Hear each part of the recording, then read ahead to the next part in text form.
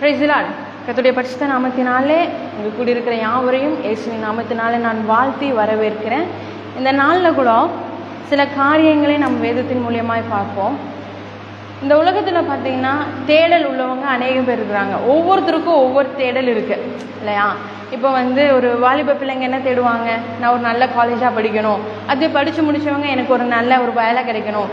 அது ஒரு திருமணம் ஆகிற நிலையில் இருக்கிறவங்களுடைய தேடல் என்னென்னா எனக்கு ஒரு நல்ல வாழ்க்கையாக அமையணும் அப்படின்ற தேடல். அப்போ தேடல்லையே இப்படிப்பட்ட ஒரு தேடல் இருக்குது.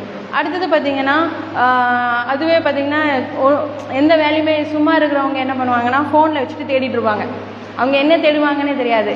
அவங்களுடைய தேடல்லாம் ரீல்ஸ்லேயும் ஷார்ட்ஸ்லேயும் இருக்கும். அப்போது இப்படிப்பட்ட தேடல்கள் அதிகமாக இருக்குது.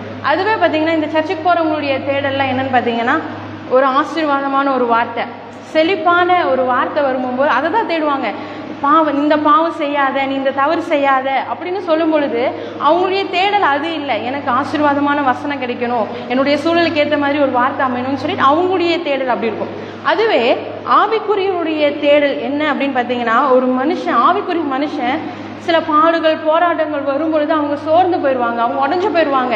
அவங்களுடைய இருதயம் ஜெபிக்கணும்னு தோணும், வேதம் வாசிக்கணும்னு தோணும். ஆனாலும் நம்ம ஜெபம் பண்ணுறனால ஏதாவது யூஸ் இருக்குமா, இந்த காரியம் நடக்குமா, நான் எதுக்கு பண்ணணும், ஏன் பண்ணணுன்ற அந்த கேள்வி அந்த மனுஷனை உட்கார வச்சிடும். அப்போ அவங்களுக்கு ஒரு தேடல், நான் இதை மேற்கொள்ளணுமே, இதை ஜெயிக்கணுமே, எனக்கு ஆண்டவனா ரொம்ப பிடிக்குமே, ஆனாலும் என்னால் ஜெபம் பண்ண முடியல, வேதம் வாசிக்க முடியல, ஆவியில நிரம்ப முடியலையேன்னு சொல்லி இப்படிப்பட்ட ஒரு தேடல் இருக்கும். அதுவே ஆண்டவருடைய தேடல் எப்படின்னு பார்த்தீங்கன்னா சங்கீதம் 14:2 பார்க்கும் பொழுது உணர்வுள்ளவனே தேவன் தேடுறார். அப்போ தேடல்ல ஒவ்வொரு தேடல் இப்படி ஒரு தேடலா இருக்கு.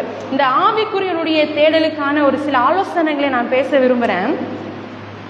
இந்த பூமியில உறுதியான ஒரு 2 காரியத்தை நம்ம பார்க்க போறோம். சங்கீதம் 1